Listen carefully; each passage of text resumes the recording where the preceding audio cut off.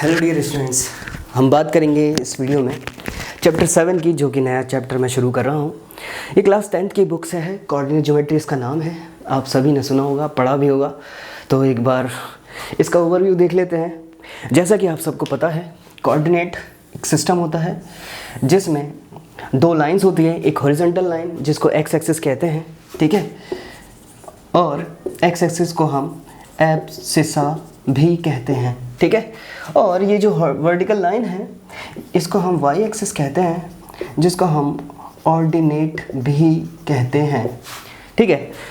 तो ये जो कोऑर्डिनेट सिस्टम होता है, जैसा कि आपको मालूम होगा, ये हमारा डिवाइडेड होता है 4 पार्ट में, ठीक है। फर्स्ट कोऑर्डिनेट एंटी क्लॉकवाइज में हम जाएंगे, ठीक है। देन ये सेकंड होगा, ये थर्ड होगा और ये होगा फोर्थ क्वाड्रेंट, ठीक है। तो जैसा कि आपको पता है, कोऑर्डिनेट होता है बेसिकली एक पॉइंट जिसमें हम x और y की वैल्यू को देखते हैं। जैसे अगर मैं कहूँ कि ये एक पॉइंट है जिसके कोऑर्डिनेट 2,5 हो सकते हैं, इसका मतलब ये हुआ कि जो 2 है जो x एक्सिस को दिखा रहा है, ये असल में y एक्सिस से 2 यूनिट की दूरी पर है। अब वो यूनिट सेंटीमीटर, मीटर कुछ भी हो सकता है। और ये जो y है दूसरा वाला ऑर्डिनेट हमारा, ये x एक्सिस से कितना दूर है वो उसको दिखा रहा है, यानी 5 यूनिट x एक्सिस से दूर है। यानी कोई भी कोऑर्डिनेट अगर आपको इस तरह से दिया हुआ है, ठीक है, 2,5, 3, -5, -1, -2 या फिर -+4, है ना। ये इसके हर एक कोऑर्डिनेट में जो पहला होगा वो x को दिखाएगा और ये दूसरा y को दिखाएगा। ये हर बार ऐसा होगा, जो आपको याद रखना है। और दूसरी बात ये है कि इसमें जो भी कोऑर्डिनेट आते हैं वो दोनों ही पॉजिटिव होते हैं, ठीक है। इसमें जो कोऑर्डिनेट होते हैं, जैसे कि हमें पता है कि ये एक्स एक्सिस, अगर हम ओरिजिन से कोई चीज़ देखें तो ओरिजिन के कोऑर्डिनेट, जिसको मैं ओ से डिनोट कर रहा हूँ, और इसके कोऑर्डिनेट होते हैं 0,0, यानी यहीं से असल में शुरुआत होती है डिस्टेंस को मेजर करने की, है ना। तो ओरिजिन से अगर हम राइट की तरफ जाते हैं तो इसको हम पॉजिटिव में लेते हैं एक्स एक्सिस को, और ऊपर की तरफ जाते हैं अप साइड तो ये जो वाई एक्सिस होगा ये पॉजिटिव माना जाएगा, ठीक है। इस हिसाब से इसके अंदर फर्स्ट क्वाड्रेंट में जो भी कोऑर्डिनेट लाई करेगा वो प्लस और प्लस होगा, यानी एक्स भी प्लस वाई भी प्लस। इसी तरीके से यहाँ x, क्योंकि ओरिजिन से लेफ्ट में जा रहा है तो ये नेगेटिव x एक्सिस हो गया, ठीक है।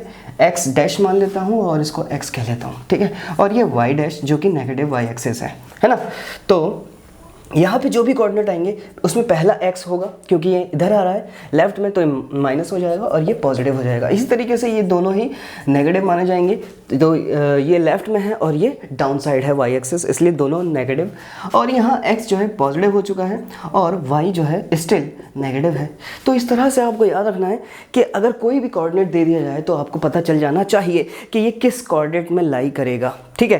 तो इसमें बहरहाल हम इस चैप्टर में देखेंगे कि जो हमारे पास असल में जो बात करनी है ना, वो हमें करनी है कि हमारे पास 2 पॉइंट्स दिए गए हैं, ठीक है, और उनके बीच की हमें डिस्टेंस पता करनी है, ठीक है। मान लीजिए ये ए पॉइंट है जिसका कोऑर्डिनेट मैं मान लेता हूँ x1 y1, और ये दूसरा पॉइंट है हमारे पास b, और इसके कोऑर्डिनेट को मैं मान लेता हूँ x2, y2, ठीक है। और इसकी जो दूरी है AB, ये हमें पता करना है, और इसको हम पता करेंगे डिस्टेंस फार्मूले से, और डिस्टेंस फार्मूले का डेरिवेशन देखेंगे हम। इसके बाद सेक्शन फार्मूला इस्तेमाल हुआ है उसका डेरिवेशन देखेंगे, और कुछ सवाल देखेंगे आसान से, ठीक है। तो ये हमारा 1 शॉट वीडियो आप कह सकते हो, ठीक है। तो ये देखिए हमारे पास ये x एक्सिस है और ये y एक्सिस है, ये हमारा ओरिजिन है ना। तो हमें पता करना है कि AB की वैल्यू क्या होगी। जैसा कि आपको पता है कि हाँ, राइट एंगल ट्राइंगल में हम पाइथागोरस से हम साइड्स निकाल लेते हैं। तो क्यों ना मैं यहाँ से एक लाइन लूँ जो कि x एक्सिस के पैरेलल है, और B से एक लाइन लूँ जो कि y एक्सिस के पैरेलल है, और ये दोनों जो है एक पॉइंट पे आकर मिलेंगे, इसको मैं मान लेता हूँ C, ठीक है। और हमें नहीं पता BC की वैल्यू क्या है और AC की वैल्यू फ़िलहाल नहीं पता, मगर हमें ये ज़रूर पता है कि यहाँ से लेकर यहाँ तक की दूरी क्या है, ये है x2, यहाँ से लेकर यहाँ तक की दूरी है x1, और इसी तरीके से यहाँ से लेकर यहाँ तक की दूरी है y2, और यहाँ से लेकर यहाँ तक की जो डिस्टेंस है वो है y1, ठीक है। अब मैं बता सकता हूँ कि ए बी की वैल्यू क्या होगी और ए सी की वैल्यू क्या होगी। तो अगर मैं ए बी की वैल्यू ए बी जो कि ये है, असल में हमें यही पता करना है, ठीक है, मगर अभी हम डायरेक्ट नहीं कह सकते कुछ भी। तो हम क्या करेंगे, पहले बी सी की वैल्यू पता करेंगे। बी सी जो कि y1 से अगर मैं ये गायब कर दूं तो मुझे इतना सा हिस्सा मिल सकता है, तो बिल्कुल मिल जाएगा y2 माइनस y1 करके, ठीक है। इसी तरीके से ए सी की वैल्यू अगर मैं पता करना चाहूँ, ठीक है, आपको पता चल जाएगा कि ए सी बी सी क्यों कर रहा हूँ मैं, ठीक है। बेसिकली यहाँ पे पाइथागोरस इस्तेमाल करने वाला हूँ मैं। तो देखिए मुझे सिर्फ इतना पता करना है। देखिए इतने में से अगर इतने को माइनस कर दिया जाए तो ए सी पता चल जाएगा बिल्कुल। और इतना कितना है, x2, और ये है x1, ठीक है। तो अब मैं फाइनली क्या करूँगा, इसके अंदर लगाऊंगा पाइथागोरस थ्योरम, ठीक है। तो एज यू नो, ठीक है, ये जो कोऑर्डिनेट होते हैं एक दूसरे को 90 डिग्री पे बाइसेक्ट करते हैं। तो अगर ये इसके पैरेलल है y एक्सिस के और AC पैरेलल है x एक्सिस के, तो ये भी तो 90 डिग्री होगा। तो बहरहाल ये राइट एंगल ट्राइंगल हो गया। तो इन ट्राइंगल ABC हम लगा सकते हैं Pythagoras theorem by Pythagoras theorem, ठीक है। पाइथागोरस थ्योरम क्या होता है, AB पाइथागोरस में आता है कि हाइपोटेन्यूज का जो स्क्वायर होता है वो परपेंडिकुलर स्क्वायर और बेस के स्क्वायर के बराबर होता है, इनके सम के, ठीक है।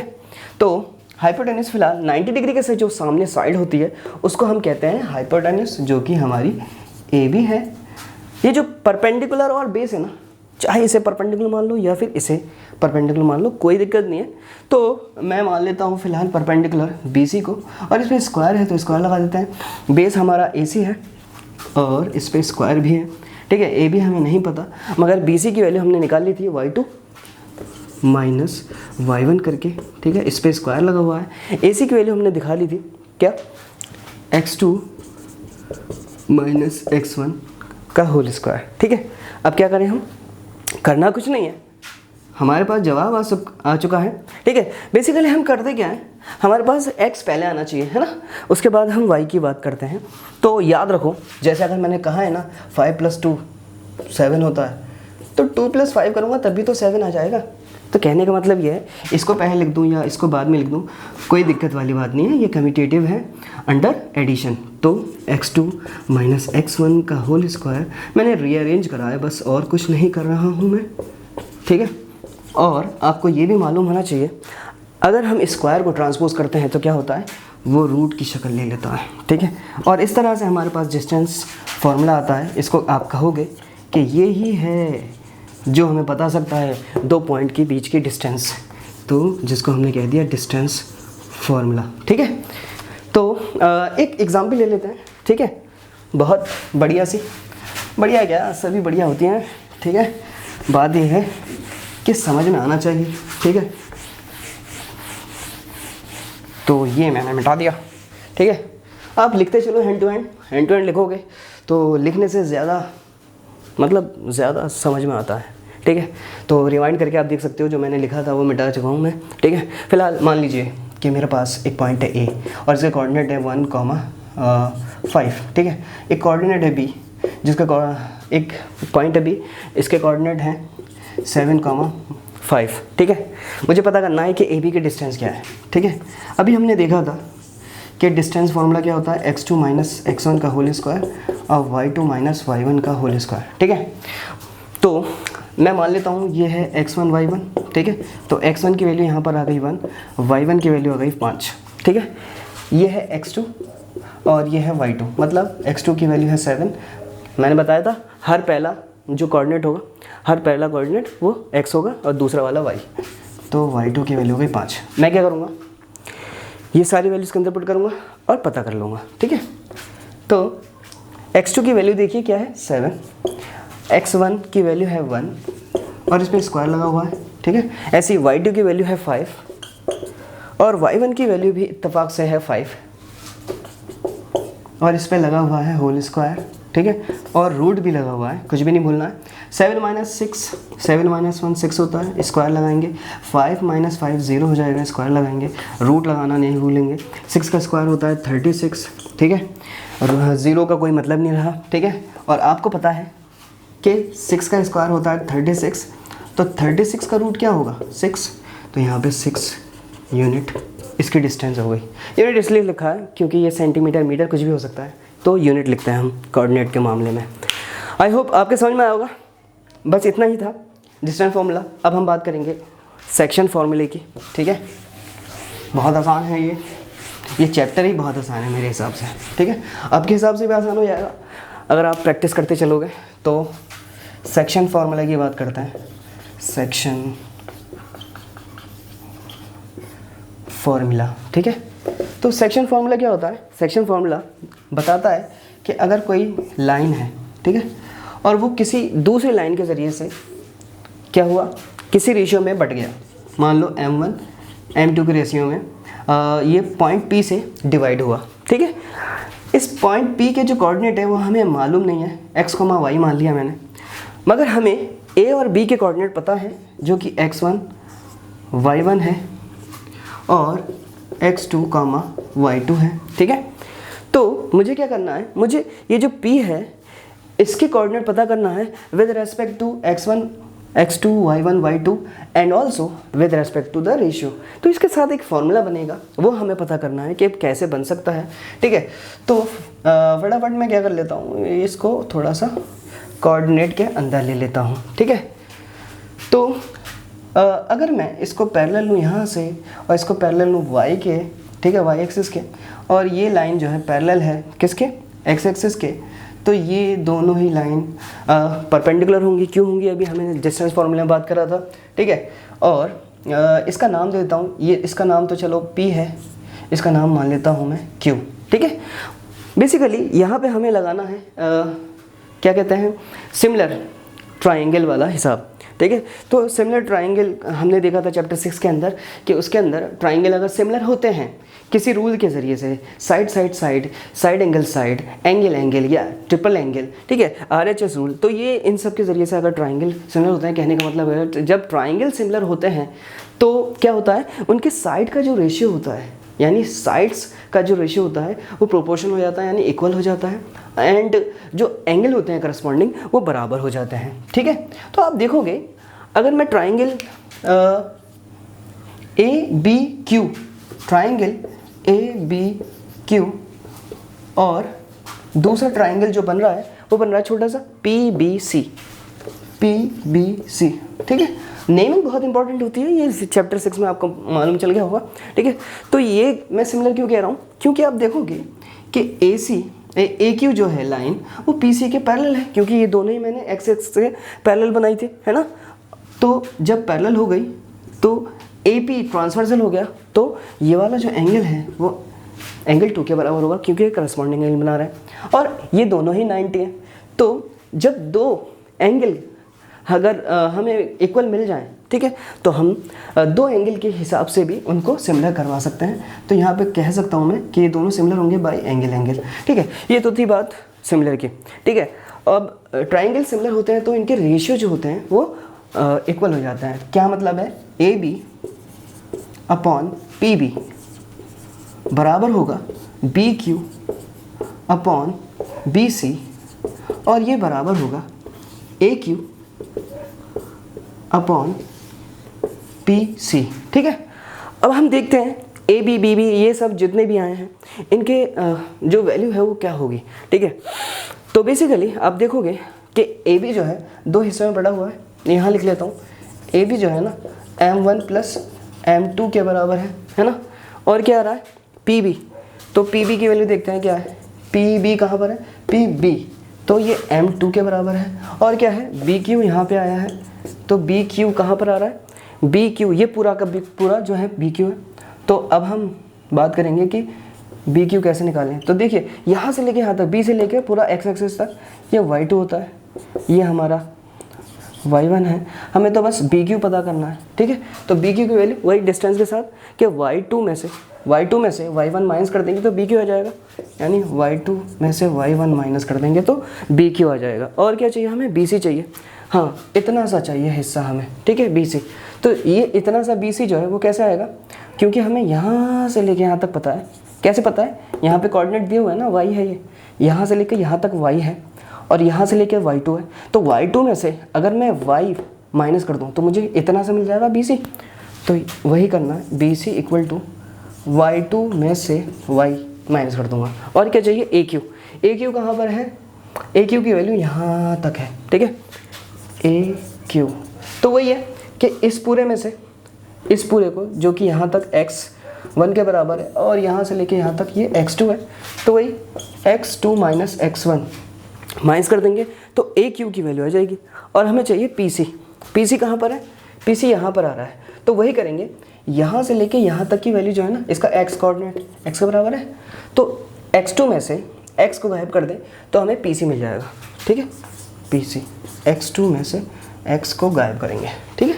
तो मैं क्या करने वाला हूँ, ये जो सारी वैल्यू निकाली है मैंने वो इसके अंदर पुट करूँगा। तो यहाँ तक आप बिल्कुल अच्छे से उतार लो, ठीक है। एंड प्लीज़ आपको समझ में आ रही हो मेरी बातें तो लाइक कमेंट और सब्सक्राइब तो बनता है, ठीक है। तो इसको मैंने मिटा लिया और जो इम्पोर्टेंट चीज़ थी मैंने यहाँ पे लिखी हुई हैं।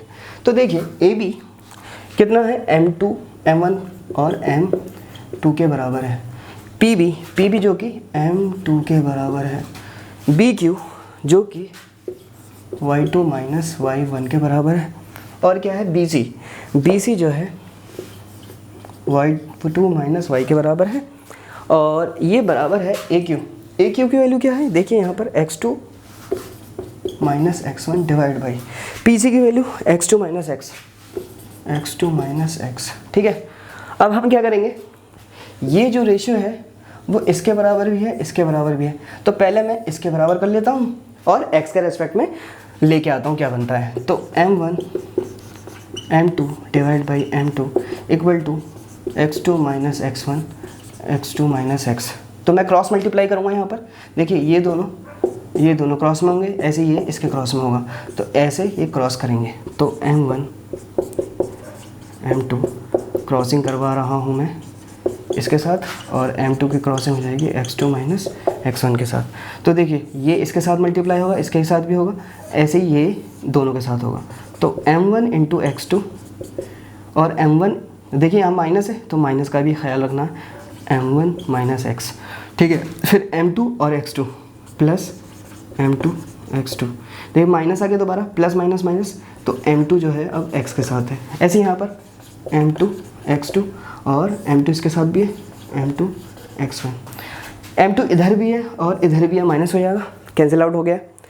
और यहाँ पे x के साथ है, x के साथ, तो मैं x वाली को एक पास रख देता हूँ, ठीक है।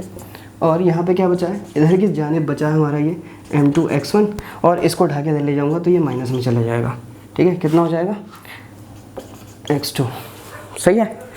तो अब क्या बचा मेरे पास, यहाँ से अगर मैं x यहाँ पे भी x कॉमन कर लूँ, वो भी माइनस का x कॉमन कर रहा हूँ, तो ये दोनों अंदर प्लस हो जाएंगे। ऐसे ही यहाँ पर माइनस का कॉमन कर लूँ तो m2 x1 m1 x2, minus से माइनस कट जाएगा और ये जो x के साथ मल्टीप्लिकेशन में वो डिवीज़न में आ जाएगा। तो यहाँ लिख लेता हूँ m1 m2 equal to m2 x1 m1 x2, ठीक है। ये दोनों मल्टीप्लाई में जाएगा तो m2 x1 m1 x2 divide में चला जाएगा ये पूरा m1 m2। तो ये हमारा फॉर्मूला आ गया, ठीक है। अभी सिर्फ x आया है, यही तरीका हमें इन दोनों को बराबर करके करना है। तो यहाँ तक आपने लिखेंगे आराम से, ठीक है, पॉज करके। तो चलिए मैं दूसरी कहानी शुरुआत करता हूँ, ठीक है। तो दूसरी कहानी हम शुरू करेंगे, इसको मिटा देता हूँ मैं, ठीक है, वो तो लिख ही लिया होगा आपने। तो यहाँ पर मुझे क्या करना है, वही क्रॉस मल्टीप्लिकेशन करना है। तो m1 m2 और y2 minus y equal to m2 के क्रॉस में क्या है, y2 माइनस y1, ठीक है। अब ये मल्टीप्लाई होगा इसके साथ भी और इसके साथ भी, ठीक है। तो m1 इंटू y2, फिर देखिए माइनस है, यहाँ प्लस है, प्लस माइनस माइनस होता है, m1 y हो जाएगा। फिर m2 y2 और फिर इसके साथ होगा, देखो प्लस माइनस माइनस होता है तो m2 y हो जाएगा। यहाँ पर m2 y2 और माइनस m2 y1, ठीक है। तो y और y इसको कॉमन कर लेता है, तो m1 y minus m2 y equal to, और यहाँ पे हो जाएगा, देखिए इधर M2Y2 कैंसिल आउट हो जाएंगे क्योंकि सेम है। ये जो M1Y2 है ये इधर जाएगा तो इधर फ़िलहाल क्या बचा हुआ है, तो ये बचा हुआ है, ये इसके पास जाएगा तो प्लस में माइनस में हो जाएगा M1Y2, ठीक है। तो अब मैं यहाँ पे कर लेता हूँ माइनस का y कॉमन, तो यहाँ पे बचेगा M1 और क्योंकि माइनस कॉमन हो जाएगा तो यहाँ पे प्लस में आ जाएगा। और यहाँ देखिए माइनस कॉमन कर लूँ तो M2Y1 और ये प्लस में हो जाएगा क्योंकि माइनस कॉमन कर चुका हूँ, ठीक है। तो माइनस से माइनस चला जाएगा y के साथ ये पूरा मल्टीप्लिकेशन में, तो क्या हो जाएगा M2Y1 M1Y2 divide by M1 M2। तो ये आ गया हमारा मल्टीप्लाई से डिवाइड में और ये हमारे पास फॉर्मूला बन गया, ठीक है। तो अगर कोई लाइन ए बी किसी दूसरी लाइन के ज़रिए से P पॉइंट पे M1 M2 रेशियो के साथ डिवाइड होती है तो हम उस पॉइंट के x और y कोऑर्डिनेट ऐसे निकाल सकते हैं इनके रिलेशन से, ठीक है। तो एक सवाल ले लेते हैं फिर कहानी ख़त्म करते हैं। तो यहाँ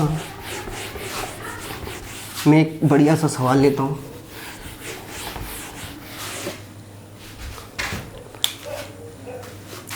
यहाँ मान लीजिए मेरे पास एक लाइन थी, ठीक है, और वो P से डिवाइड होती है 1:2 के रेशियो में, ठीक है।